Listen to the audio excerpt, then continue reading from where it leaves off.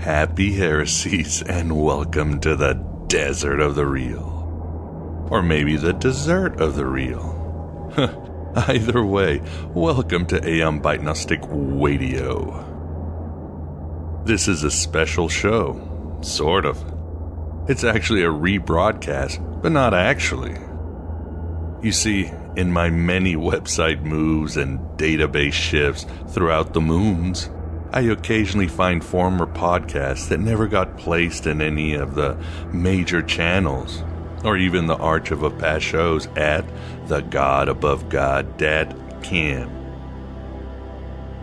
I recently discovered one and thought it was important to share with thee.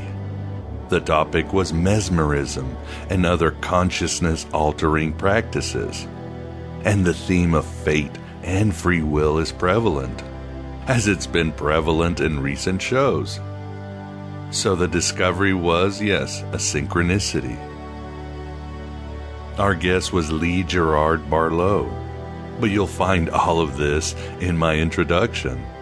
And damn, I sound even crazier a few years back than I do now, if that's possible. And I certainly go off on the themes of fate and free will.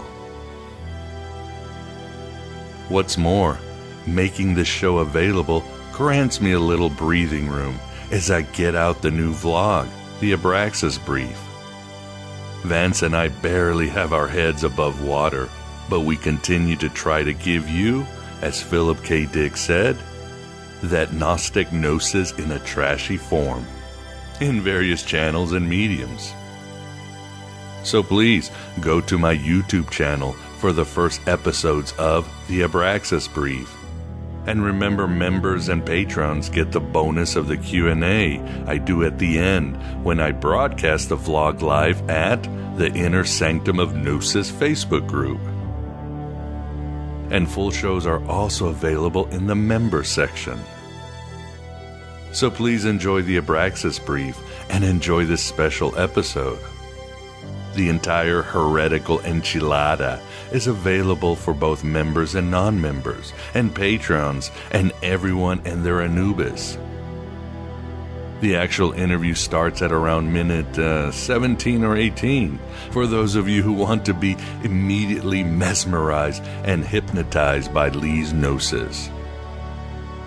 And worry not, in less than a week, we'll have our Halloween special, which, like last year, brings a roundtable of iconoclasts on broad topics from a Gnostic perspective, and will include fate and death and reincarnation and talking to ghosts and other Season of the Witch themes. And members and patrons will get the full dope. So please continue supporting as we continue to give you that Gnostic gnosis in a trashy form on the internets. But enough of this short drivel. Enjoy this dark gem from the recent past. Write your own gospel and live your own myth.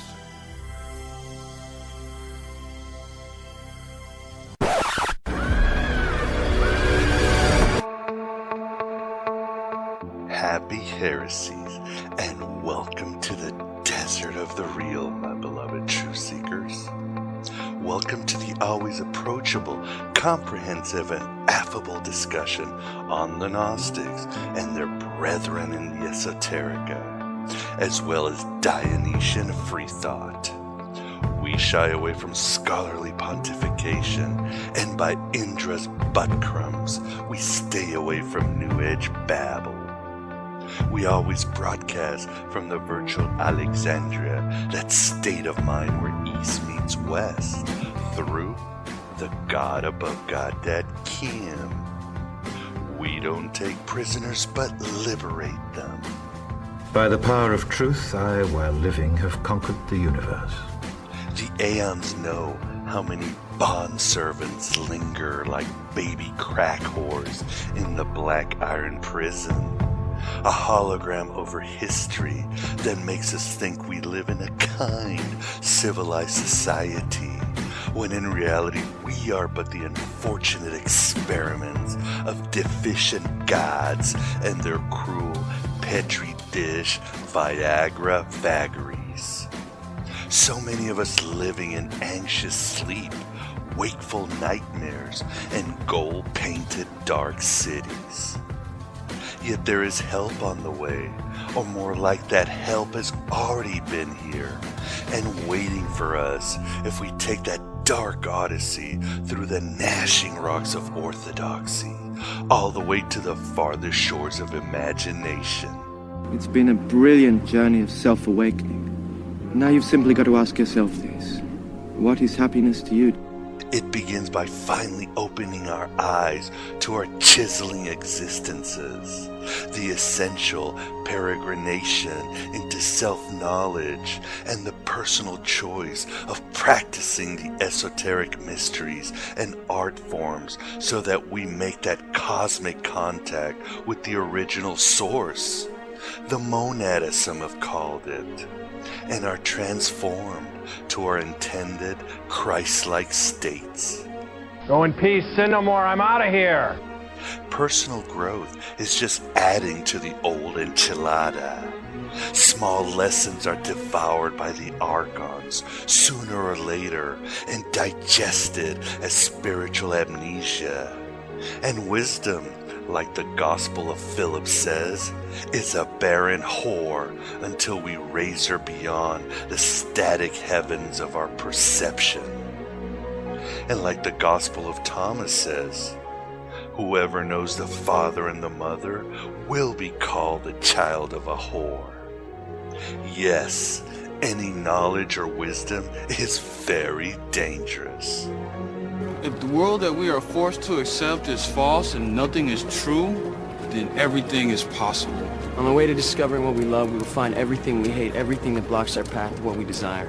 But transformation, the goal of the ancient Hermetic sorcerers, where something new and holy replaces something old and metaphysically cancerous, is where the true and final freeing dream can be found and dispensed.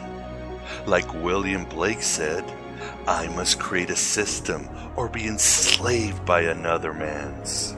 I will not reason and compare. My business is to create.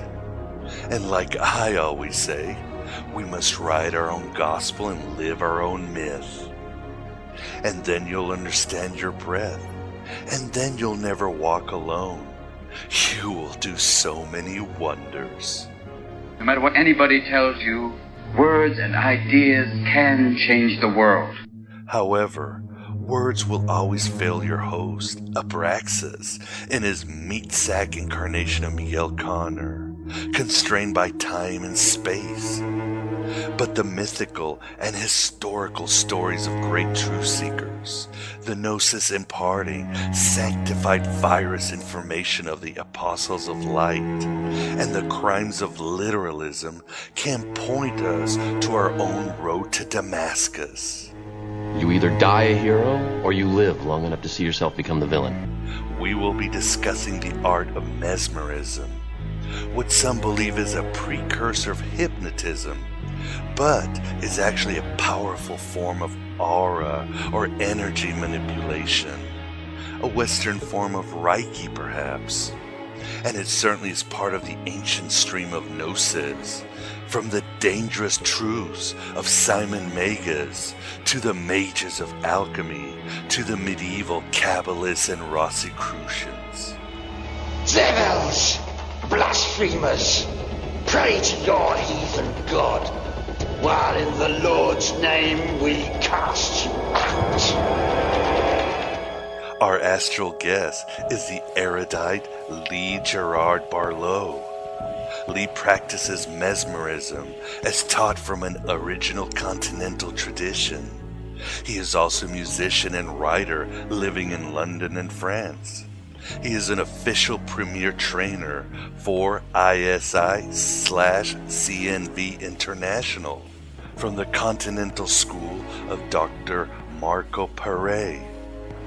He is also trained as an NLP master practitioner and studied deeply hypnosis and hypnotherapy in London. For more information on Lee and his many heresies and services, please visit arcanatherapies.com. That is RCANA therapies.com.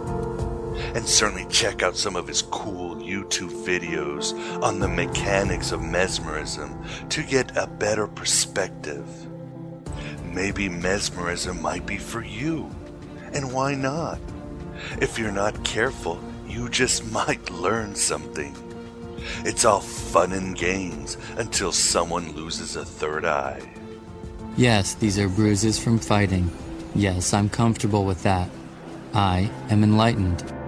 Another topic we'll be discussing in our galvanizing interview is that of fate. In a past interview with April DeConnick on the Sethians and the Gospel of Judas, we hit on the almost Lovecraft on meth view on fate the Gnostics entertain. The interview can be found at our archive of past shows or in my book, Voices of Gnosticism. You went full retard, man. Never go full retard. The Gnostics saw fate as ruling 99% of our lives, with 1% of us actually having any freedom at all. A kernel of the infinite that got lost. And that's terrifying, since when a splinter of us actually knows we're bound to something, it's when it's most painful. Like any person in hell knowing there's a small chance they could be free, or that even heaven is around somewhere. It might actually increase the torture. Better to reign in hell than serve in heaven, is that it? The Gnostics also saw the universe as a mechanistic penitentiary run by lunatic angels known as the Archons. And they did all they could to keep our indwelling divine spark trapped, for it fuels all of creation itself.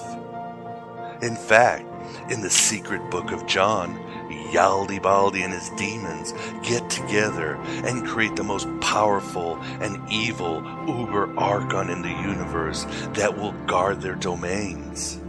And they name her Fate. You don't understand by now. You can't stop fate. No one can. It's like a living thing. It swallows us all into darkness. In other Gnostic texts, every sin, every failure, every shortcoming is programmed into our spiritual and material DNA, dooming us before we are even born. And some have called this programming the counterfeit spirit. Do you believe in fate, Neil? No. Why not? Because I don't like the idea that I'm not in control of my life. It's entertaining that in Alan Moore's V for Vendetta, the Matrix-like computer that controls fascist England is called Fate. And the only way this entity can be defeated is through a secret hacking by the protagonist. Kinda like what the Gnostics did with creation. Fate is a joke. After all, beyond this veil of holographic tears, there was a Song of Sophia, and that grants every sentient being a chance to awaken to their original home.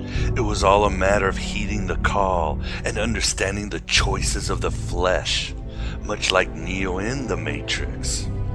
Once baptized in the waters of divine remembrance, an individual could lead others beyond Plato's cave, even if the flesh still was a golem to Saklas, the childish god ruler of the mechanistic penitentiary. We can never see past the choices we don't understand. But, and I alluded to this before, it's not about growth or expansion, but complete transformation, when our very soul is replaced by the Spirit of God. Then you might be free from this existence of no choice. As I've said before, fate is what you get, destiny is what you make. You believe a man can change his destiny. I think a man does what he can. till his destiny is revealed. It's all more complicated than that, and the Gnostic views vary, and actually didn't vary from the Greco-Roman attitude on fate. Like a Kabbalist once told me, there is probably no free will, but we have to pretend there is until more information is downloaded from the pleroma. Whatever happened to free will? We actually tried free will before. After taking you from hunting and gathering to the height of the Roman Empire, we stepped back to see how you'd do on your own. Gave us the Dark Ages for 5 centuries. Until finally we decided we should come back in. We certainly hope mesmerism continues to grow and doesn't get corrupted by the elite. But the truth is that most esoteric systems did begin with the establishment. Not primarily as mind control, but as transhumanism for the rich. Think of the old fart Wayland in the movie Prometheus. Then these esoteric systems are basically trickled down to the masses in Trojan packaging that annihilates, you got it, our free will. Choice is an illusion created between those with power and those without. As above, so below, laughs Yaldabaoth and his demons. So any occult art, really any religion, is probably a slow-acting poison handed to you by the establishment. It is what it is, and the research of Jan Irving and Chris Knowles and others point to this terrifying truth. Denial is the most predictable of all human responses. It doesn't seem that way with mesmerism, as rejected and vilified as the Gnostic ideas throughout history. Maybe I'm wrong, and Gnosticism did begin with the rulers of this age. But again, then why has it always been so despised by any governing body, secular or religious? I'd like to think it's because it is the true red pill, but we shall see. Maybe I'm working for the same department that gave us New Age and Wicca and the psychedelic movement and J.J. Abrams and Apple. We shall see. But enough of my drivel. Let us to the interview with Lee. Hello and goodbye as always. You who go where no one else will dare. Will you be my god, architect? Finally I have met you. You will not rebuild your house again. But I am your house. And you live in me. O Lord of my own ego. You are pure illusion. You do not exist. The earth is my witness. This is the Aeon Byte interview, and with us we have the pleasure of being joined by Lee Gerrard-Barlow.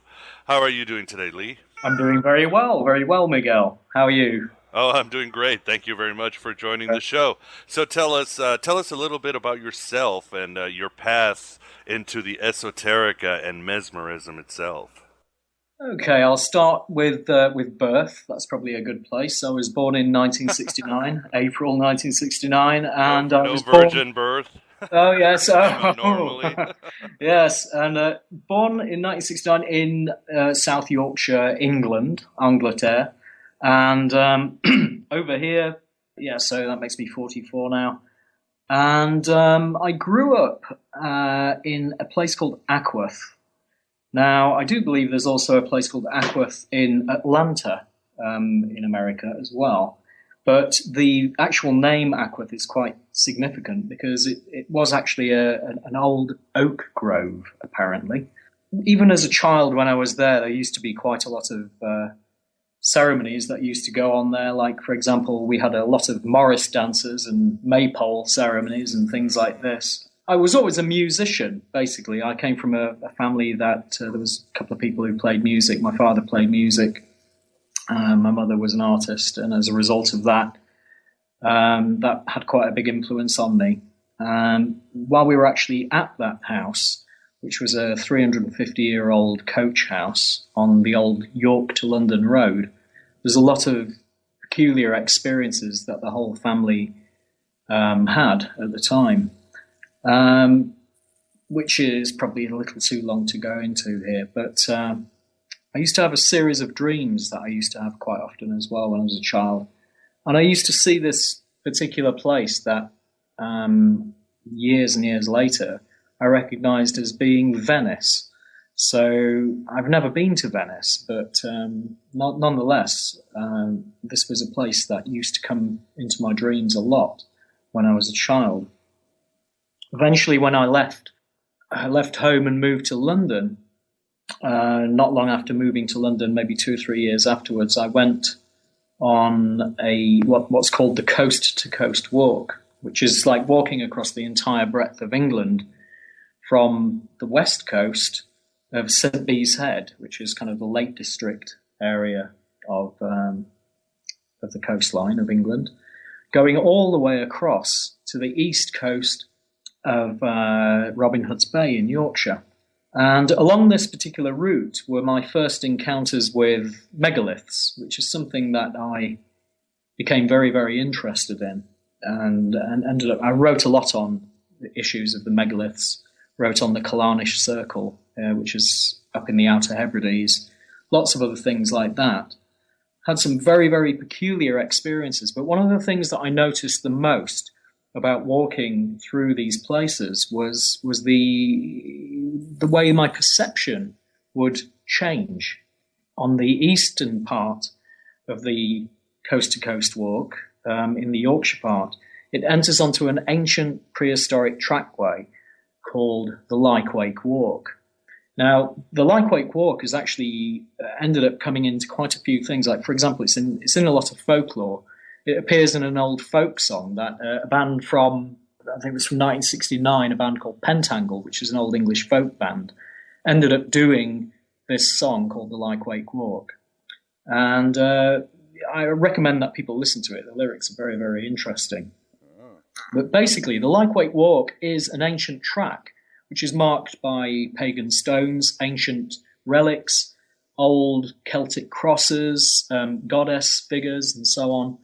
And these figures basically mark out the ground plan, which is supposed to be a mirror of the Milky Way and on the Earth. And it was an ancient death route where the corpse was walked over a 40-mile walk.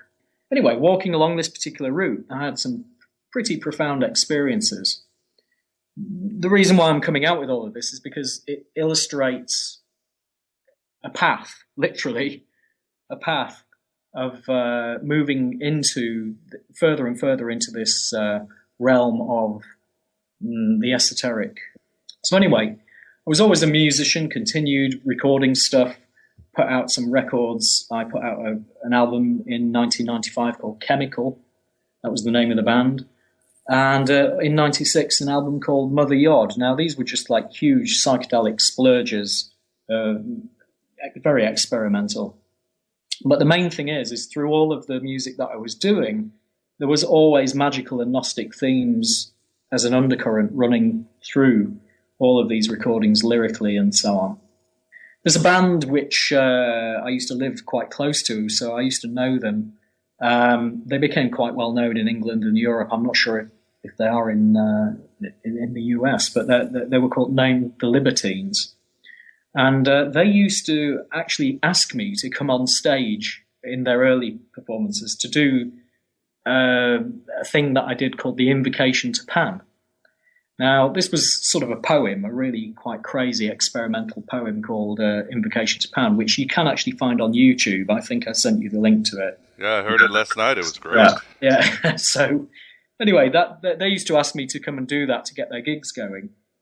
After that, I did a thing called Sir Francis Dashwood and the Hellfire Club, and I earlier on did a band called Group, which I did a big tour with Marquis Smith and the Fall in 2000. As a result of doing all of these performances, especially from doing the group tour with the band Group in the year 2000, I started to have experiences on stage which were quite spontaneous.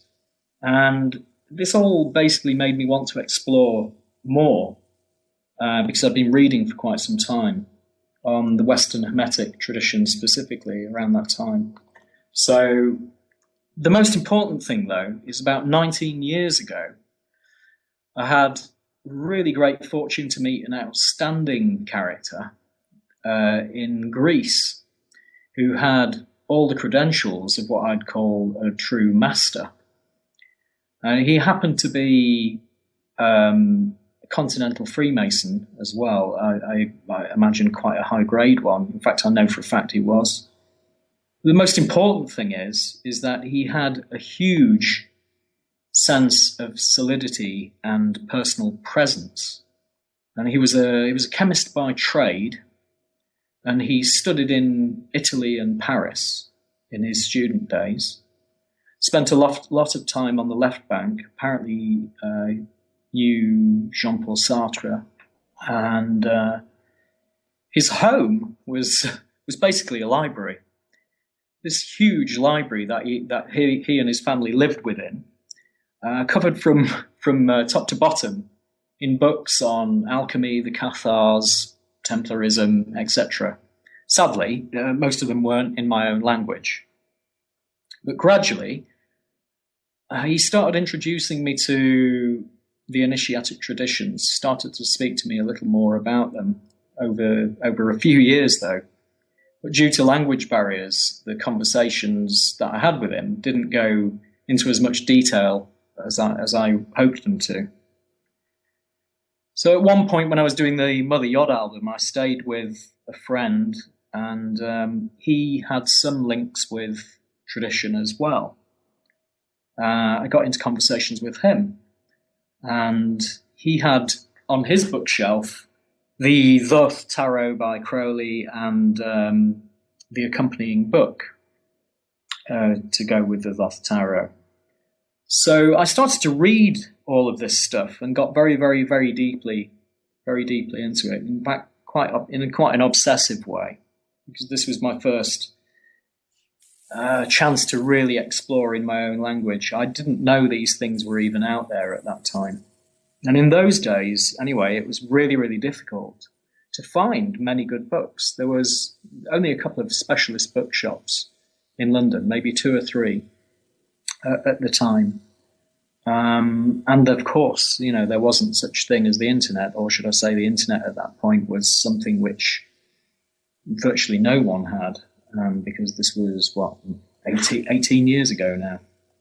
So at that time, I suppose I was reading books like, got into reading, obviously, Crowley, started experimenting after some time with his rituals, started reading things like Gems from the Equinox, Golden Dawn material, got interested in things like John Dee, and so on and so on, and a little bit of chaos magic. And as a result of that, started to get an overview of what vestiges of tradition were around at this point in time for me to even have a look at. But my interest in hypnosis, to move on to the subject of hypnosis, came from experiences during various creative acts. So, for example, being on stage, especially whenever things were being performed for the first time, I started to realize that I was going into peculiar states of trance, some of them very, very intense and vibrant. And so this is what I later came to understand and recognize as being the state of presence. Anyway, during this time, I got some of the first books on NLP as well. I got into hypnosis and studied clinical hypnosis after doing NLP for a couple of years and getting certification in that. Lee, let me interject. For the listener, what is NLP? Okay, so NLP, I was under the impression that NLP was so well known. Not in the States, or not for a lot of people. Okay, so NLP is neuro-linguistic programming. That was created by Dr. Richard Bandler and John Grinder, who are both Americans. And it was a modeled process of therapeutic therapeutic states, if you like, which came from various types of hypnosis, Ericksonian hypnosis, the family therapy styles of Virginia Satir and Gregory Bates and people like this. There were lots of therapists out there doing interesting work, Gestalt, and so on.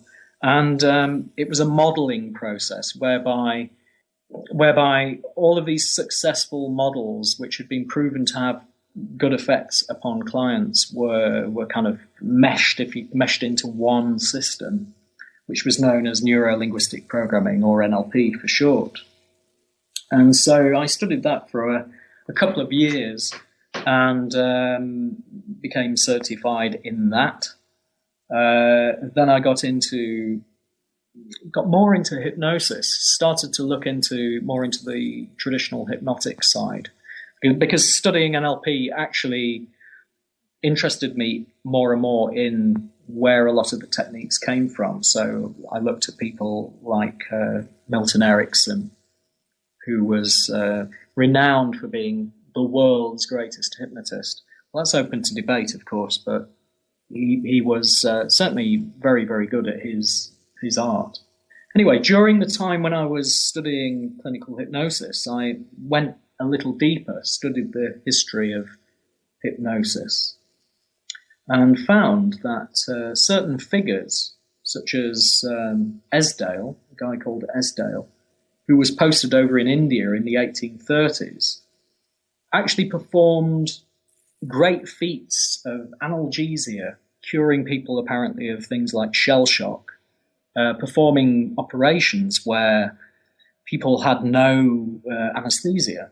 So he had methods to be able to induce what is actually known as mesmeric analgesia. The thing is, when these particular figures, such as Esdale and a couple of other guys, are actually mentioned when you're learning the history of hypnosis in most hypnotic schools, it's not mentioned the fact that they were actually mesmerists and magnetists rather than being hypnotists. It's as if the theme of mesmerism is brushed right under the table by the standard versions of hypnosis that are out there at the moment, as if it's something they're possibly slightly embarrassed about.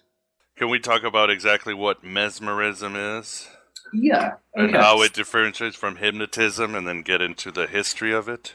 Mesmerism is basically, it's the older form of hypnotism. Hypnotism was actually coined by a guy called James Braid. James Braid was around in the 1880s, working in Manchester. He was actually an ophthalmist.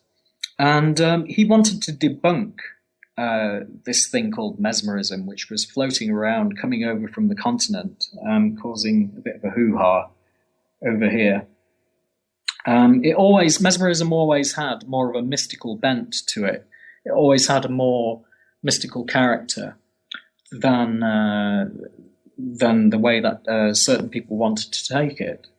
But it had great effects upon people. So James Braid decided to start to study the effects of mesmerism.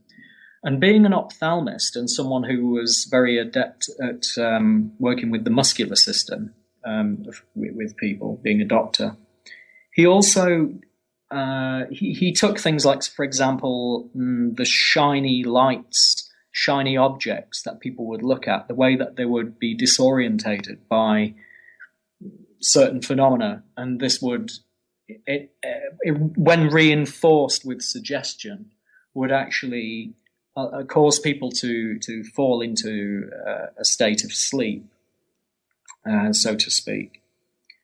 But Mesmer himself, who lived, he was around from, I would say, about 1734. I've got a note here, he died 1815. He actually believed in the magnetic fluid itself. And the people who work with Mesmer's techniques have often been called fluidists. And basically, Mesmer's techniques come quite close to Paracelsus's ideas. And Mesmer encouraged the free flow of energy about the body. And the whole idea was that there was illness was caused by forms of imbalance within the system. So he was trying to work with the idea of recalibrating the human system and reintegrating. And he brought people into what are called crisis states, which is interesting. If you're familiar with the work of Wilhelm Reich, for example, Wilhelm Reich worked with energy blocks. Reich was actually someone who studied under Freud, as did Jung. But Reich took the psychotherapeutic work, off in a very different direction, and started to get very interested in the workings of energy, bioenergy within the body, and the way that it gets blocked. Now, I mention this for those out there who are interested in Reich's work, because it has direct parallels, I believe, to the work of Mesmer, especially when it's to do with him bringing on crisis states in the individual, which is something that Esdale, who I mentioned before, also used to do when he was working with people on the battlefield, for example. This is how he would cure people of shell shock, would bring them to a state of crisis, but he was looking at it energetically, not psychologically, but energetically, so that the person would actually have a kind of explosion and then would be rid and free of the trauma that they'd been experiencing up to that point. Yeah, that's very interesting, Lee, if you don't mind me interjecting, because yeah, sure. A lot of the classic Gnostic ideas, or their therapy or mysticism, was sort of going back to the beginning of creation, where God had a crisis or a trauma, and sort of working that out from Genesis all the way to now. So in a sense, that's where I see the Gnostic sensibility, going back to the beginning and addressing the world of ideas, the world of forms, and keep going in, and each individual writes their own gospel and figures it out. And it also should be mentioned that Freud believed in hypnotism, but I forgot the person he used quit or left, so he decided to use dream therapy to get into the subconscious, right? That's right. And Freud himself was actually working with hypnotism, but wasn't actually apparently getting very good results with it. I understand he decided to actually resort to word association. Ended up working with word association, which became the primary Freudian technique, which obviously was passed on to Jung as well. It was something Jung worked with. Jung himself worked with dreams a lot more, and as we know, he was very interested in dreams from an alchemical perspective, which is again, something that I'm going to bring into this conversation, because the way that alchemy fits into this whole picture is very interesting as well. So mesmerism is just it's basically healing the energy of the body. There's an energy that goes through with us and around us. An energy that goes through us and around us. But as I've mentioned, Mesmer's prime belief was the fact that we are in a state of imbalance, and this is something which obviously it does relate to a lot of Gnostic ideas, that we're in a state of imperfection, of course, and that this state of imperfection can, to some degree, be addressed. There was also a guy called Puisiger, and Puisiger came after Mesmer, and he had a school of thought where there was an energy transference from the operator, and a form of entanglement took place. So this was different to Mesmer in the sense that he didn't believe so much in the fluidist type of approach to mesmerism, where you were transmitting some kind of universal fluid, which is obviously an alchemical idea. But he had more of a thing that you were actually putting forward your will, if you like, some form through the power of will, some form of energy transference. But back to Mesmer a moment. Mesmer himself visited a guy called Dom Panetti, and Dom Panetti, who died in 1796. Dom Panetti was an alchemist, a very well-renowned alchemist, who allegedly was the author of many parts of traditions such as Martinist ritual, such as parts of the ancient accepted rite. And Don Panetti was a very big influence on Swedenborg as well. Another very important thing to link all of this stuff to tradition, so that you understand how some of these old traditions which were around on the continent were actually very closely linked with the idea of mesmerism. There was a thing called the Paris Convent, which happened between 1784 and between 1718 and 1784. Mesmer himself, Saint-Germain, Cagliostro, and Swedenborg were characters. Wow, what a group. What a group. I wish I'd been a fly on the wall. These guys were actually all there. They all met each other. They were, I mean, these are legends, obviously, within what I would call modern day Gnostic currents. And they were all there, and they all knew each other. As a result of this, various magnetic schools were established in places in France like Lyon, Avignon, and Strasbourg. And these were all linked to Rosicrucian-based movements of that time. And the Lyon Society was first operated by a guy called Martinez de Pasquali, who is known to Martinez tradition. And then after him, Jean-Baptiste Villemos took over from him in Lyon. Now, all these people were linked through these systems, and of course there was a huge activity which was around. There was a big buzz around at the time to do with magnetism. And later, of course, in America, in the 1800s, we had Pascal Beverly Randolph, who also founded, it's believed, founded the first Rosicrucian Society in America. He also used a lot of magnetism. And then moving a little later, in France, you had people like, he wasn't a magnetist, but there was more of a school of thought of going in a traditional, what's now known as hypnotism. There was Charcot, who was a great influence on Freud. And in France, there was also Baron Dupotet, who was a very interesting writer, who I highly recommend people to research because he was also very magical. He had a student called Dr. Elliotson, and Elliotson died in 1868. And Elliotson was very interesting because he actually introduced the stethoscope to England, and he also formed the University College of London, the UCL, in 1834, and had a magazine called The Zoist. Now, he was a very interesting character because he had brought, in a very real way, mesmerism into England. He was actually, I mean, the UCL in England now is a very, very well-established medical institution. And he was actually debunked, forced to resign, due to pressure from colleagues. Because for years, from the point that he helped found that hospital, he was regularly performing mesmerism on many of the patients, having fantastic results, getting people into better states, healing them of all kinds of things. And he put a lot of this research in very detailed accounts, which appeared in his magazine, The Zoist, which you can actually find quite a few of the Zoist online if you have a look for it, for anyone who's interested. So then the further debunking processes of mesmerism continued, especially in England.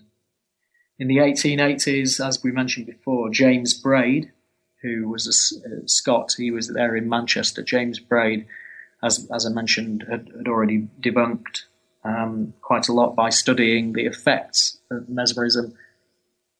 He didn't believe in, like I say, the mystical side of it. And in France, already in the 1820s, a guy called Bertrand in Paris had already started debunking the mystical origins from his point of view, regarding it all as purely psychological science.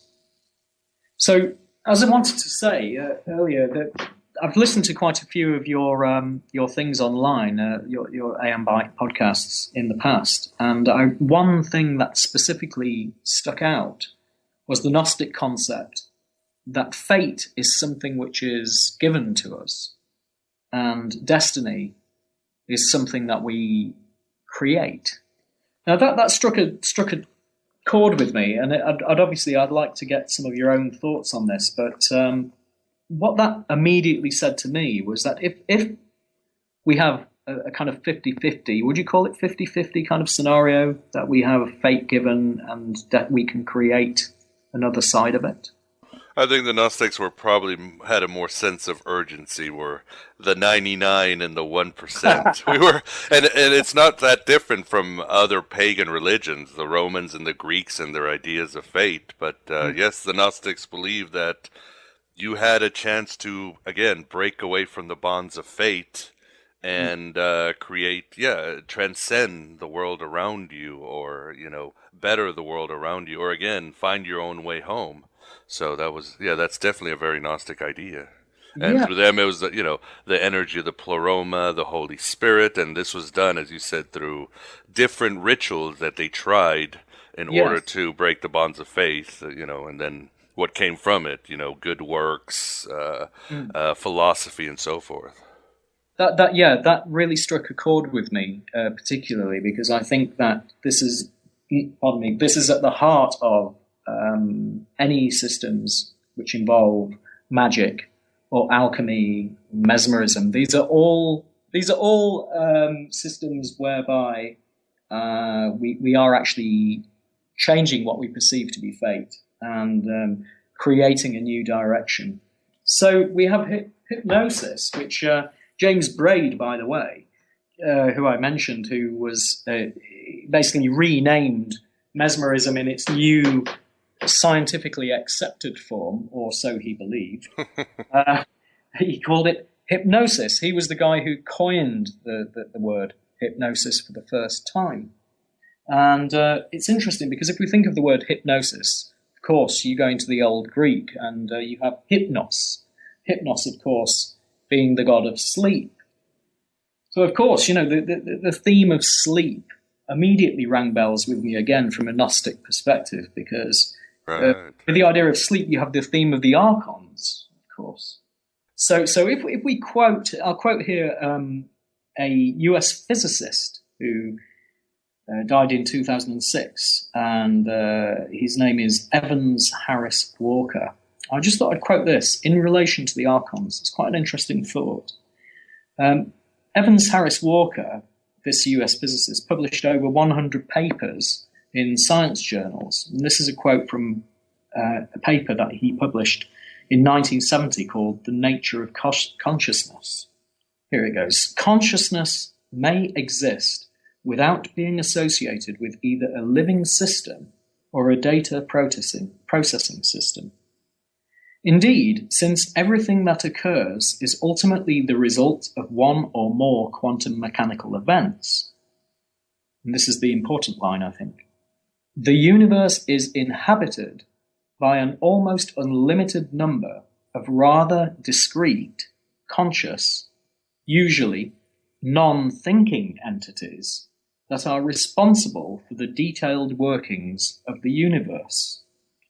These conscious entities determine or exist concurrently with the determination, singly, the outcome of each quantum mechanical event, while the Schrödinger equation, to the extent that it is accurate, describes the physical constraint placed on their freedom of action collectively.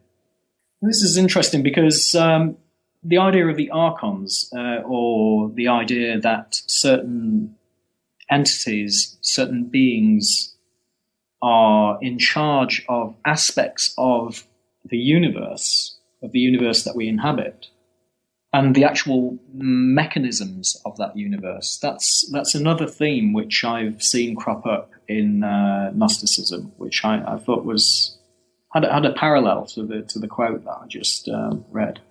Yeah, very much. That's right there. We live in sort of a machine, and it is up to not only do we give it life, but we also can escape this machine through the greater life, which the Mendeans talked about. Right. Very interesting. There's a guy that I work with, very interesting teacher that I work with over in Nice in France, where I go over there quite regularly. I'm involved in a school of mesmerism over in France, in Nice, as I said, run by Dr. Marco Parrett. And Dr. Parrett actually says that he's got some interesting thoughts that he comes out with occasionally, which really get my brain going. He says that gods or entities may be seen as consciousness resonance matrices. And this is how various other systems such as magic works. People working with, say, for example, the Orishas in voodoo systems and so on.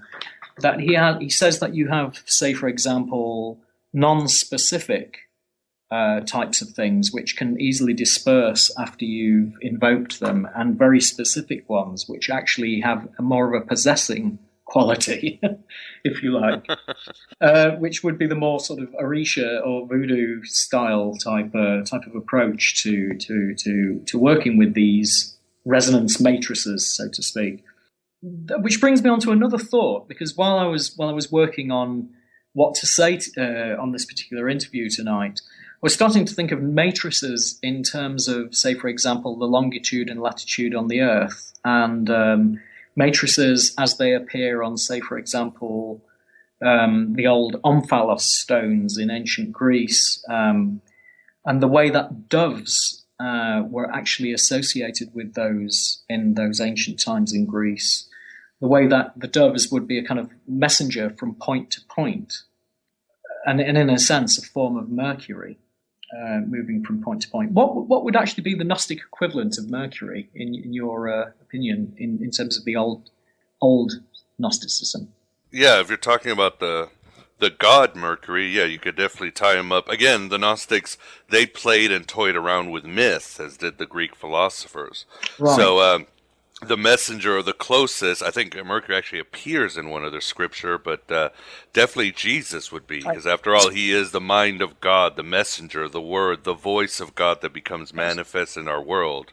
And to a certain extent, he's been equated with a trickster god. He's helpful to humanity, right, but he's dangerous and so forth. And he's very, very cunning as he's trying to get through the archons, through the matrix that we live in. Right. Exactly. So again, I was reflecting a lot here on the nature of the Christos, and the idea of the communicative faculty, the Mercury, which actually moves between areas which normally would not be so easy to move between. No, not in this world. Yeah, precisely. And this is what brings me on to another part of my history and my development, because, for example, one thing which is also interesting is the idea of consecration as well. Because in my own experience, that's something that I did experience back in 2010, where I actually did receive a form of Gnostic consecration, and that actually did switch on what I might call a definite awareness of the presence of what some people would call the body of light, for example, and that awareness, that waking up, if you like, the theme of awakening, is very much something which is also tied into a lot of things which have come my way as a result of actually studying some of the deeper aspects of mesmerism as it now stands in our current time, and especially through, for example, the work of Dr. Parrett and the school in Nice that I work with. I do believe, I think you've covered this in one of your previous shows, but you've also covered the idea of the fourth way and Gurdjieff. Yes, we have, yes, with Anthony Peake and Andrew Philip Smith. Yeah. Right, okay, yes, because I was coming across some interesting things, because as soon as you start getting onto the idea of the presence, The reason why I mentioned the presence and why I mentioned it before is because it is the most important concept, or should I say it's not a concept, it's the most important ingredient to actually successfully perform magnetism or mesmerism, in the sense that the individual who is working has to be completely and utterly present to that point in time, to themselves, to their surroundings, to everything that's going on. So this is something that I noticed that the Fourth Way works a lot on. I mean, Jeff was working a lot with these concepts of bringing the individual into a state of awakening, into a state of presence. And then I noticed that Gustav Meyrink, who is the author of The Golem, that quite famous book called The Golem, which was the original inspiration for Frankenstein, actually, was apparently, he lived in Prague, and he was apparently the head of an organization called the Asiatic Brethren over in Prague. And Gustav Meyrink regarded the concept of awakening in terms of presence, as I'm mentioning it, as being such an important thing that he based the entire novel called The Green Face, Le Visage Vert, on this concept. I'm going to read you this little quotation from Le Visage Vert by Gustav Meyrink, or The Green Face, which is another book I highly recommend people should give a look at. He says, "This is the first feeble step in a very long journey from slavery to omnipotence. Once you have reached the point where this awakening also permeates your body, sorrows will fall off you like dead leaves. The ice-cold ritual baths of the Jews and Brahmins, the vigils of Buddha's disciples and of the Christian ascetics, the torments of Indian fakirs to keep from falling asleep, these are all nothing but external, crystallized rituals which, like broken columns, bear witness to the seeker. Here, very long ago, stood a mysterious temple dedicated to awakening." So, this theme of awakening, I started to see it appearing through everything, through virtually everything I was looking at. And because I've always had a proclivity to look at alchemical symbolism and to work with alchemical concepts, and I've already pointed out how important alchemy is as an underpinning factor to the, if you like, undercurrent of what mesmerism or magnetism actually evolved from in its more obvious outer expression in the world. There's always been this theme of awakening. And from looking at The Green Face and reading The Green Face, that book actually helped me to start to see it in so many other places. For example, the first plate in the alchemical book called the Mutus Liber, there we can see a depiction of a passage in the Bible on the first page of the Mutus Liber, if anybody cares to look that up and see that image, which I'm about to describe. We clearly see on that image Jacob. So it's depicting a scene from the Old Testament where you see Jacob sleeping with his head upon the Bethel stone, which is the Bethel stone, as in, like, I understand certain writers have referred to it as a meteor, or made from meteor. So he's sleeping upon this stone, which is his pillow. And that particular stone is written up by some, as I've mentioned, as being a fallen meteorite. And this affirms the idea that something's fallen. And that gives the idea that something has fallen that originated in heaven, and which is now planted firmly here upon the earthly plane. And of course, meteorite is comprised of minerals and metals, which has obviously another alchemical significance. But if we meditate on that a bit more, we can identify Jacob, whose name in the Hebrew, I believe, has etymological references to a pillar or a stone. I think his name has some references to that. We can identify Jacob with the stone itself, perhaps, in the sense that it represents someone who hasn't yet come to the fruition of his true purpose in that part, in that phase of the alchemy. And in the biblical sense, he's not yet come to his true purpose as the founder and leader of what will be known as Israel at that time. So he's like the stone, but, like I say, unevolved. So that story, the biblical story of Jacob encountering the angel, can be seen as a parable of awakening. And the interesting thing is Jacob wrestles with the angel through the night until the break of day. And this at first can be a very confusing parable, like many of them.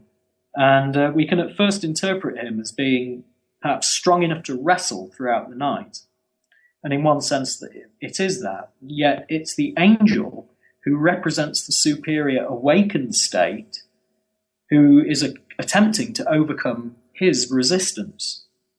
It's as if Jacob himself, at the time of darkness, represented that same state of darkness. So the whole scene is taking place in the night, and we see the stars in the heavens and the moon. But there's no sun to balance the moon, as is common to many other alchemical plates, because we usually see the two together, the sun and the moon. But I think we should keep in mind that this is the first plate, this is a beginning. So once Jacob overcomes his state of darkness, the awakened principle, then, the angel, the awakened principle, then can bestow his true title, which is Israel, now being fitted to lead people, as only one who is truly fully awakened could possibly do. So Israel, if we split that word, of course, you've got the Ish and the Ra and the El. It's just interesting. Obviously, I encourage people out there to look into whatever words or names appear. Look into the etymology, play around with them, because I think there's a lot of wisdom involved in names and words themselves. Lee, we've been discussing more of the theoretical and theological aspects of mesmerism. Certainly the history, very rich history, and you've given us some great quotes. But for the listener that might be interested in pursuing it, what exactly involves the therapy of mesmerism? What would somebody seek, and what happens? What happens? Well, basically, somebody would have an ailment to begin with, which there's different ways to approach it. Some people come just to experience the state. Some people come because they have a particular illness. Now, as I've said to you before, what happens when somebody goes into magnetic sleep, and it's called magnetic sleep, it works in a very different way to hypnosis. As I've said, hypnosis has a tendency, as I've understood it, has a tendency to play upon the psychological factors which exist in an individual, which, say, for example, we've spoken in Gnostic contexts of how individuals fall into sleep in the sense that they fall into mechanical ways of being. Now, hypnosis, as we currently understand it, has a tendency to work with that. So it's a bit like you're working with the machinery rather than the energy. And it's the machinery, the mechanisms of our psychology that keep us in this state of, that you could say keep us in this state of sleep. The interesting thing about mesmerism, and this is the key factor that I'm trying to point out here to everybody, is the fact that mesmerism actually does something quite different. What mesmerism does is it actually has a tendency to bring those who experience it into a state of presence. When the individual is in a state of presence, one might be called awakened rather than put into a state of mechanical functioning. And what I mean by that also is the fact that if someone's taken out of their mechanical functioning, then if that mechanical functioning is the thing which has been holding that person in, say, for example, a cycle of pain or a cycle of disturbance or imbalance, then not only psychologically do you free the individual of that recurrence in themselves, you've broken the chain, because you brought them to a state where the past or the future don't actually exist. And while they're in that particular condition, while they're in that particular place, they understand that the problem they thought they had, more often than not, appears illusory to them. So that is really the essence of what the mesmeric state can do to a person. And you say that mesmerism is a non-verbal form of communication, while hypnotism is verbal. Absolutely correct. Yes, hypnotism, as I've said again, works a lot with words, but there's far more things than there are words to describe them in this world. And what tends to happen is if you're working with words, you can work with verbal suggestion. Our perceptions of ourselves work through implication. So, for example, if somebody says something, it implicates in one's mind something usually about the past and where you've come from, or it implicates something about the consequences of the future. And a lot of therapeutic shifting can be done on the psychological level as a result of working with hypnosis on that level, which is, as I say, more of a verbal and psychological approach. Whereas mesmerism, as I say, plants the individual in a place where they're not thinking about the past. They're not thinking about the future. They're just experiencing themselves in that spot right there and then. And the internal dialogue, even in themselves, switches off. And it's in that place where an individual can experience what might be called real healing, because that healing occurs as a result of, as I've said, breaking those patterns, breaking those chains. And if somebody is interested to go further, what would you recommend them to do, Lee? Besides contacting you, are there any organizations or groups they could look for, authentic professional services? Sure, yes. Well, like I say, I mean, on my, if I just plug my own thing here first. Please do. Yeah, you can find me on my own website, which is www.arcanatherapies.com. That's Arcana Therapies, all one word. And on there you'll find articles, course information, links to videos on YouTube. And pretty soon, in a while, I'll be presenting also presence workshops in the Auvergne region of central France, which is a very, very beautiful mountain area. So a lot of stuff done out in nature, walking in the mountains. The most important thing is that I'm actually going to be also doing a course, a 3-day course in magnetism, 1 day on magnetism, 1 day on fascination processes, which we haven't yet touched upon. Maybe it's not relevant. It's all part of the same teaching, but fascination is basically the old look into my eyes type style of hypnosis. And also a day teaching presence. And as I say, the Auvergne workshops in France will be an extension of the presence work that I'll be doing. But anyway, the 3-day course will be taking place outside London in a place called Guildford. And the dates of that course will be in October 2013. And that will be Friday the 25th of October, Saturday the 27th, and Sunday the 28th of October. So that's what's coming up very soon. And for those who are interested in the School of Nice that I've actually worked with as well, that I still work with. The School of Nice, run by Dr. Perret over there. He is my own teacher, of course, and you can get in touch with him, and I would highly recommend individuals to do so. And you can get in touch with him on www.mesmerismus.info. So, as I say, there's lots of stuff out there that you can get actively involved. You can come to my courses, you can go to Nice, or you can come for sessions, private sessions, which you'll find on my website as well. And to end, Lee, you seem to be of the school that our problem today is that spirituality and science are too separate. Do you see this getting better? And it seems mesmerism is part of this narrative where, as the ancient times, the mind and the spirit become unified.